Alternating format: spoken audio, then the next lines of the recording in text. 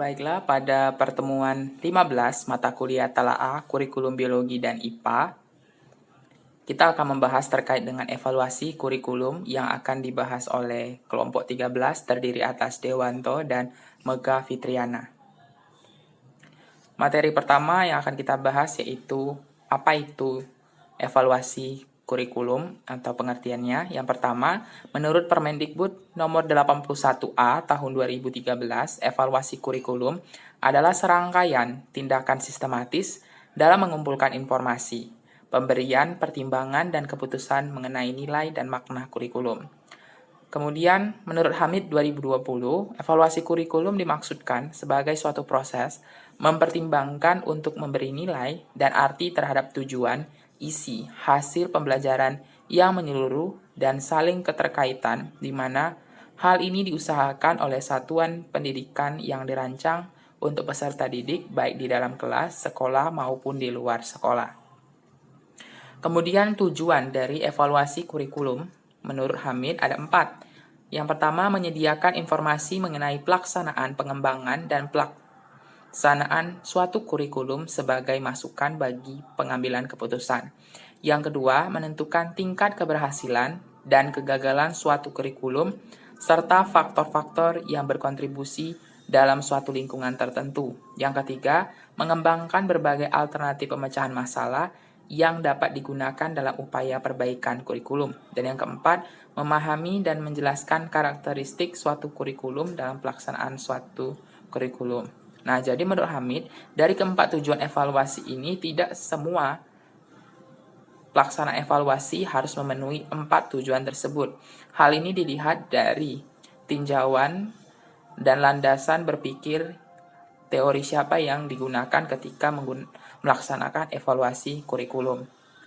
Kemudian, Masikur dalam bukunya mengatakan bahwa evaluasi kurikulum ini memegang peranan sangat penting dalam pengambilan kebijakan pendidikan. Nah, hal ini terkait dengan bagaimana cara memilih dan menetapkan suatu kebijakan tentang sistem pendidikan dan pengembangan model kurikulum.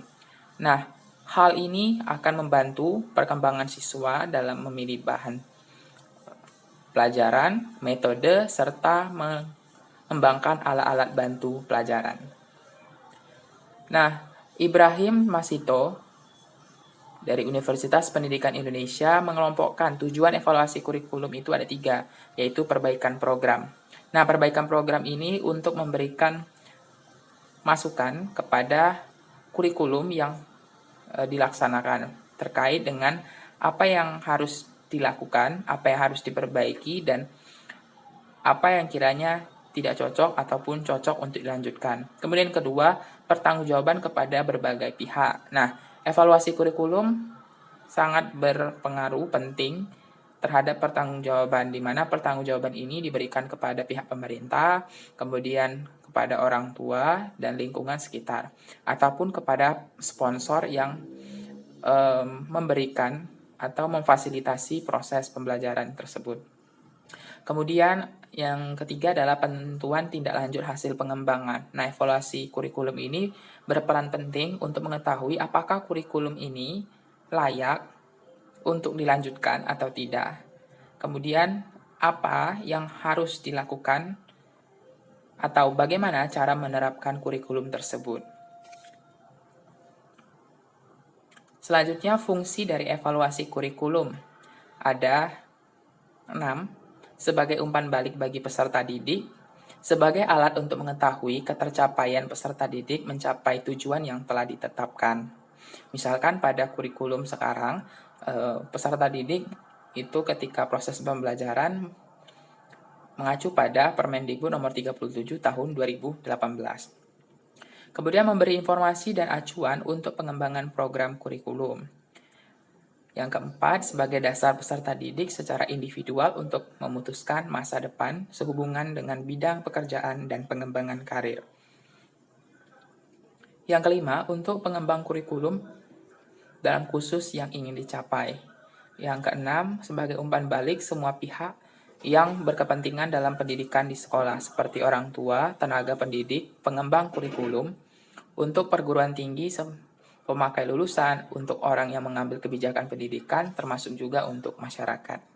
Selanjutnya yaitu pendekatan yang digunakan beserta prinsip dalam evaluasi kurikulum. Nah, pendekatannya ada dua. Yang pertama, pendekatan sintetik ideal. Yang kedua, pendekatan humanistik ideal. Nah, pendekatan sintetik ideal ini mengacu pada hasil belajar siswa, sehingga ketika melakukan evaluasi kurikulum, mereka akan melihat kumpulan prestasi-prestasi yang dicapai oleh siswa. Sedangkan pendekatan humanistik ini berkaitan dengan kegiatan-kegiatan selama proses pembelajaran di dalam suatu sistem pendidikan. Kemudian prinsip yang digunakan di dalam evaluasi kurikulum itu ada 3, evaluasi mengacu pada tujuan, di mana ketika sedang melakukan evaluasi, maka harus sesuai dengan apa yang telah ditetapkan.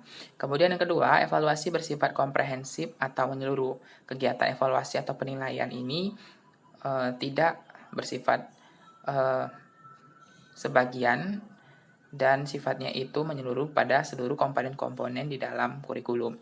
Kemudian yang ketiga adalah evaluasi dilaksanakan secara objektif. Nah, kegiatan ini untuk menghasilkan hasil yang seadil-adilnya. Selanjutnya, peranan dan bentuk evaluasi kurikulum. Nah, peranan dari evaluasi kurikulumnya ada 3. Pertama, sebagai moral judgment. Nah, salah satu peranan evaluasi kurikulum adalah moral judgment ini yang dapat digunakan untuk pengambilan dan tindak lanjut selanjutnya, di mana mengandung 2 hal, berisi skala nilai moral dan juga berisi sebagai kriteria krisis. Kemudian yang kedua, evaluasi sebagai penentuan keputusan. Evaluasi memiliki peran dalam penentu keputusan pendidikan oleh pihak-pihak berkepentingan seperti guru, murid, orang tua, kepala sekolah, para inspektur, pengembang kurikulum, dan lain sebagainya. Kemudian evaluasi sebagai konsensus nilai, di mana evaluasi sebagai tradisi tes mental serta eksperimen, yang mana konsensus ini berupa kerangka kerja yang penilaiannya dipusatkan pada tujuan-tujuan khusus yang bersifat behavioral, penggunaan analitik statistik dari pretest dan posttest, dan lainnya. Bentuk dari evaluasi kurikulum itu ada formatif dan sumatif. Nah, formatif itu evaluasi yang dilaksanakan selama kurikulum itu digunakan dengan tujuan untuk menjadi dasar dalam perbaikan. Sedangkan evaluasi sumatif yaitu evaluasi yang ditujukan untuk mengetahui keberhasilan pelaksanaan kurikulum. Misalnya, kalau di tingkat SD itu evaluasi sumatif itu akan dilaksanakan ketika telah mencapai 6 tahun atau ketika sekolah tersebut sudah selesai.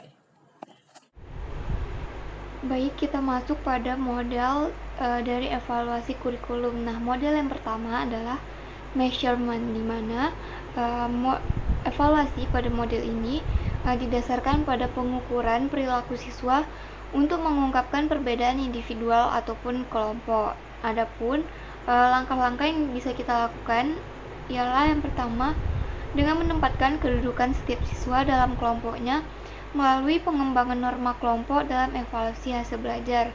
Nah, yang kedua ialah dengan membandingkan hasil belajar antara 2 atau lebih dari masing-masing kelompok dengan menggunakan program atau metode pengajaran yang berbeda-beda melalui analisis kuantitatif. Nah, yang selanjutnya yaitu menggunakan teknik evaluasi berupa tes yang disusun dalam bentuk objektif. Lalu model selanjutnya adalah congruence. Nah, model ini evaluasi pada dasarnya merupakan pemeriksaan kesesuaian atau congruence antara tujuan pendidikan dengan hasil belajar yang dicapai, untuk melihat sudah sejauh mana perubahan dari hasil pendidikan yang telah terjadi.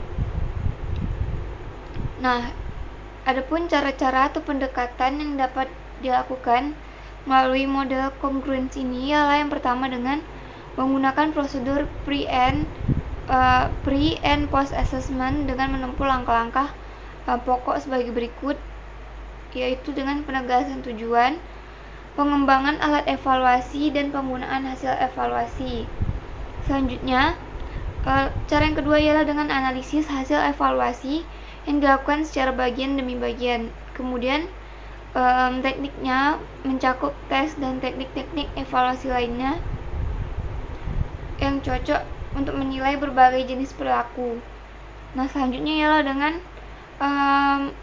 kurang menyetujui diadakannya evaluasi perbandingan antara 2 atau lebih program.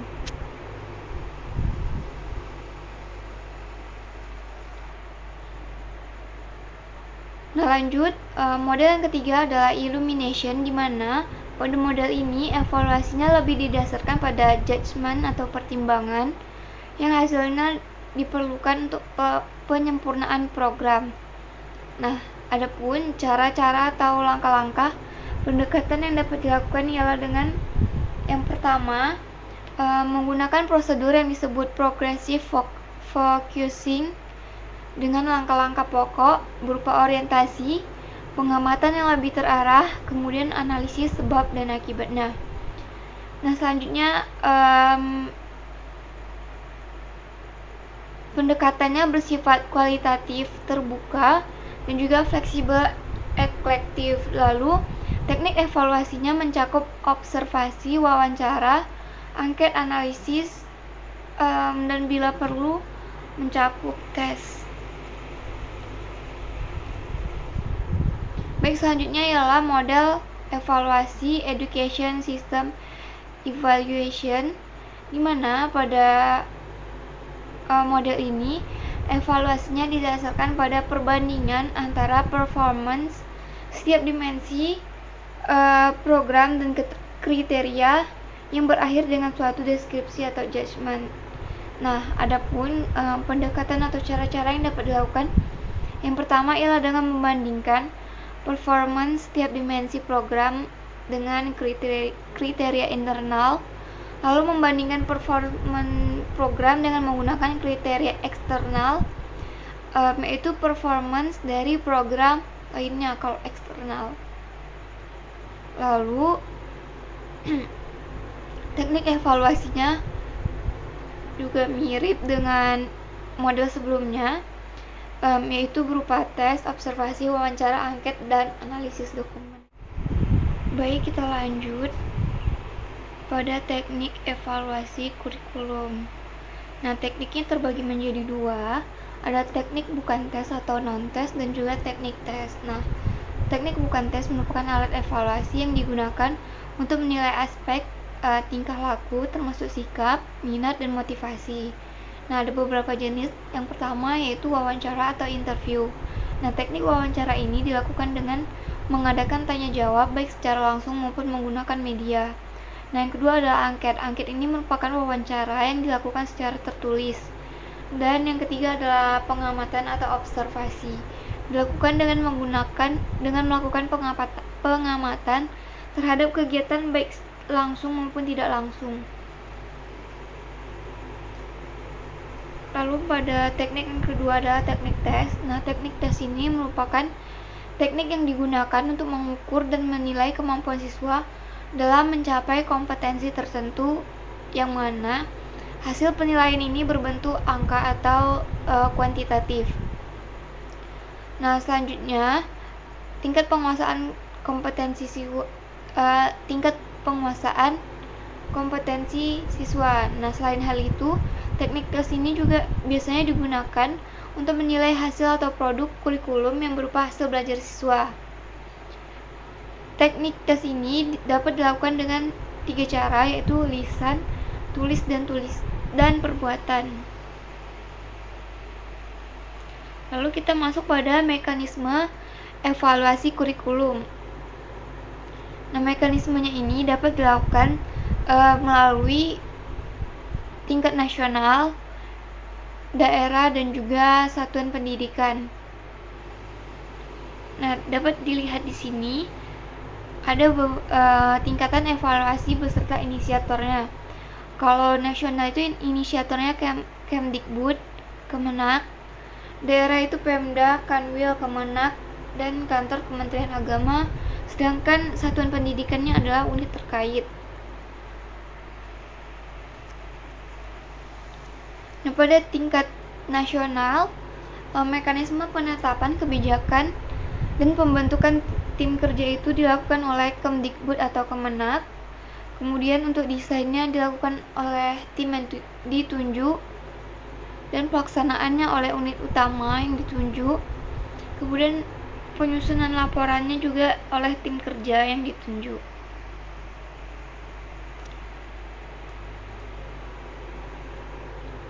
Nah, untuk tingkat daerah, penetapan kebijakan dan pembentukan tim kerja ini dilakukan oleh Pemda, Kanwil, Kemenak, dan juga kantor Kementerian Agama.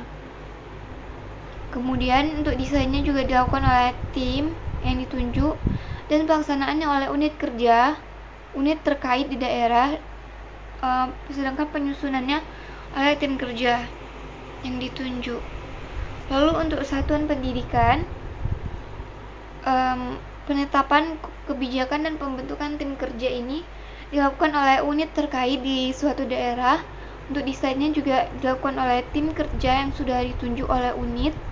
Kemudian untuk pelaksanaan evaluasinya ini dilakukan oleh kepala sekolah ataupun kepala madrasah. Dan untuk penyusunan laporannya dilakukan oleh tim kerja yang sudah ditunjuk oleh si unit kerja ini, unit terkait. Baiklah, mungkin itu saja yang dapat kelompok kami sampaikan. Mohon maaf apabila terdapat banyak kekurangan serta kesalahan. Kami akhiri. Wassalamualaikum warahmatullahi wabarakatuh.